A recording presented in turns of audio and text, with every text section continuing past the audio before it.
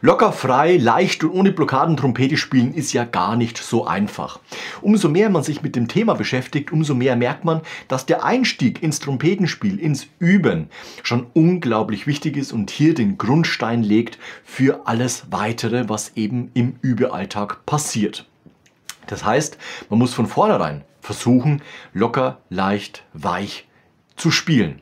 Es empfiehlt sich dann immer, mit dem Mundstück anzufangen. Mit einem Buzzer drauf oder anderen Buzzing-Geräten, die du zu Hause hast, kannst du jederzeit locker und leicht starten. Wichtig ist immer, wir haben hier mit dem Buzzer eine Umgebung, die egal wo ich bin, auf dem Schiff oder zu Hause im Überkeller, immer gleich bleibt. Natürlich nehmen wir das akustisch anders wahr, aber hier ist es eben wichtig, dass das Spielgefühl immer das gleiche ist. Und hier haben wir wieder eine Konstante gefunden und es ist ja wichtig, dass wir immer auf feste Mauern, auf feste Säulen bauen. Also nehme ich zum Einspielen eben den Buzzer.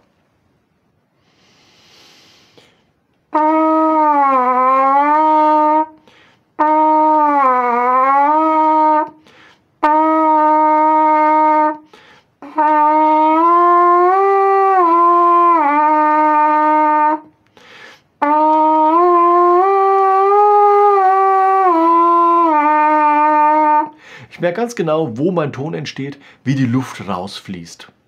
Das sind keine Blockaden und das ist eben ein wichtiger Punkt, den man hier berücksichtigt, dass es eben später auf der Trompete auch besser funktioniert. Also hier ist es nicht wichtig, dass die Lippen ein paar Mal schwingen, man hat das Gefühl, es wird warm, ja, dann packe ich die Trompete aus, sondern hier geht es eben darum, dass wir unseren Körper aktivieren. Einzelne Stellschrauben wahrnehmen und dementsprechend eben justieren. Wenn du merkst, oh, heute schwingt es richtig schwer ein, trockene Lippen etc. pp., dann such den Kontakt zum Mundstück auf eine leichte, indirekte Art und Weise. Also nicht draufdrücken, sondern ganz locker und weich. Da kann es natürlich sein, dass der erste Ton gar nicht richtig anspringt. Aber das ist nicht weiter schlimm. Der Ton soll halt leicht und weich einschwingen, so wie eben unsere Lippe auch. Da kann es schon mal zu einer Verzögerung kommen, ist aber kein Problem, denn wir starten uns ja.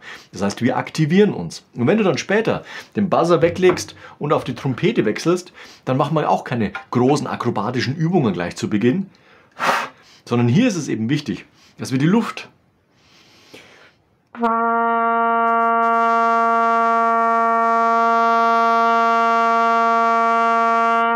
fließen lassen, hinhören, wie klingt denn mein Ton im Raum, wie fühlt sich's an, während ich diesen Ton spiele. Und letztendlich dann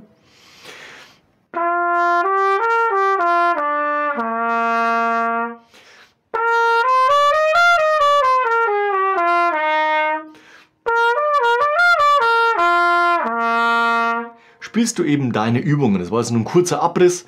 Natürlich gehen die Übungen los und die werden dann auch immer erweitert.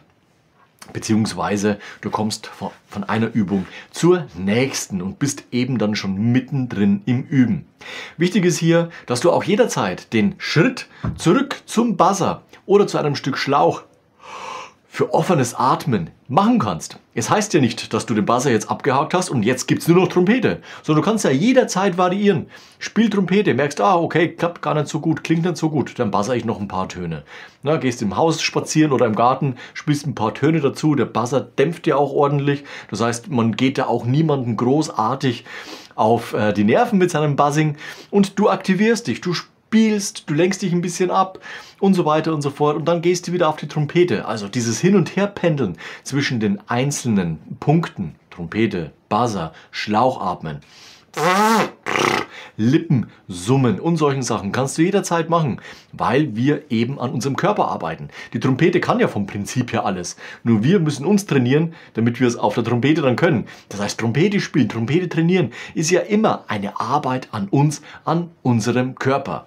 Hast du Fragen dazu, dann ab in die Kommentare oder schreib mir persönlich, ansonsten gerne am Ende von diesem Video ein Like und Abo dalassen. Wir sehen uns nächste Woche zu einem neuen Video rund ums Trompete spielen. Bis dahin, ciao, euer Nico.